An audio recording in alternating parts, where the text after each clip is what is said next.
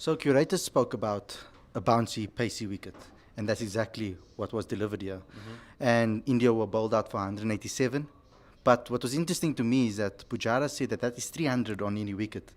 I think he's taken it a little bit too far. I think that they just batted poorly. Well, look, he's going to say that. I mean, he's not going to come and say we were terrible.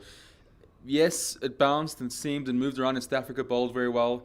But if you look at some of the wickets, VJ wasn't out because one jagged. He played away from his body. Kohli was dropped by AB in the first one, cutting wildly away from his stumps. I mean, he was dropped twice. Punja was out on playing an expansive shot. So yes, South Africa bowled well on a helpful wicket. Yeah.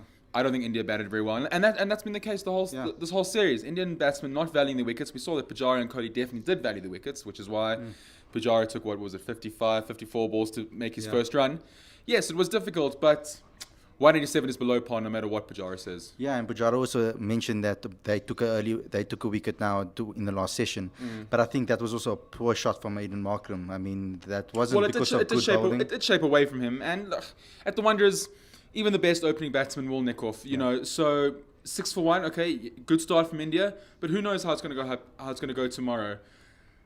Sorry, Pujara, I got to disagree with you on this one. Yeah, and I'm a bit worried about the way the pitch is deviating. There's a lot of cracks. Oh, my word, that one jagged, but exactly. It was like half a meter. Exactly, it's crazy. So I'm a bit worried about that, but I think a batsman like Dean Elgar, he's a nuggety type of batsman, and I think he'll be able to see through the first session and do a large part of the day. Kaz wants to know, what is the highest percentage of wickets taken by non-white players for the Proteas? Was it the Centurion game? Or will this one be higher? No, it'll actually be neither of these games, because against Sri Lanka in Cape Town last year, all 20 wickets were taken by non-white players. Wow. Rabada got 10, Vern Philander got 7, and Maharaj got 3. So, yeah, 100%. 100%. Special wants to know, thoughts for the 5-man pace attack? Brilliant decision, clearly. 187 all out. I mean, I think it was a brilliant decision to bowl 5 seamers. Very attacking on a Wanderers pitch, promised pace and bounce. We saw the results. I mean, the way Andile Pechlukwayo bowled in an economical way, and the way Lungi Ngidi bowled with pace and bounce, the same with Ngidi with the swing. I think all our bowlers just all combined beautifully to get a result in this pitch, man. Look, the result is going to contradict what I'm about to say, and I know that Pechlukwayo got the crucial wicket of Pujara, and he bowled well, even though I thought he strayed on the hips a bit too much.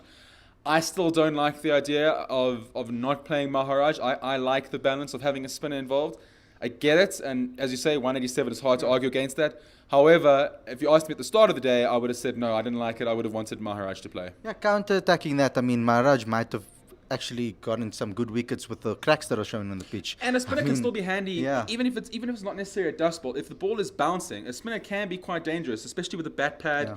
If you're trying to cut a guy who's bouncing it a lot, you can always nick off.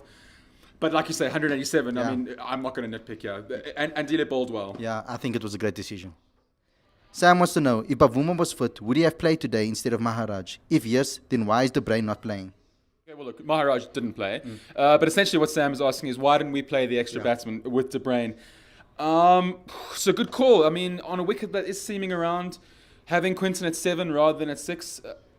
does make a bit of sense, but I back Pechlukwayo as a batsman. I don't think he's a true all-rounder in the sense that he's going to score, that he's got the potential to take 5 wickets and score 100. However, it does. I think he is a better batsman than Maharaj. Why is De Bruyn not playing? Well, if we're going to look at a pure cricketing sense, it's because they wanted the 5 seamers. But also, I do wonder if selection targets came into mind. Remember, we did play one less non-white player in Cape Town, and I wonder if this is kind of balancing the scales. However, 187 all out, Pechlukwayo bowled very well. He's earned his place in the side. It's hard to argue with the selectors, right? Etienne De Beer asks, is Kohli Lungi Ngidi's bunny? Definitely. I think Kohli is in Lungi Ngidi's back pocket. I mean, we've seen he dismissed him in the last test. He should have dismissed him in the first innings of the last test already. Yeah. I mean, this test as well, he nicked him on. He should have taken him earlier than he actually did. Ngidi probably is not getting enough credit for is how he's running up to the wicket with as much emphasis and intent, all the while having Virat Kohli in his back pocket.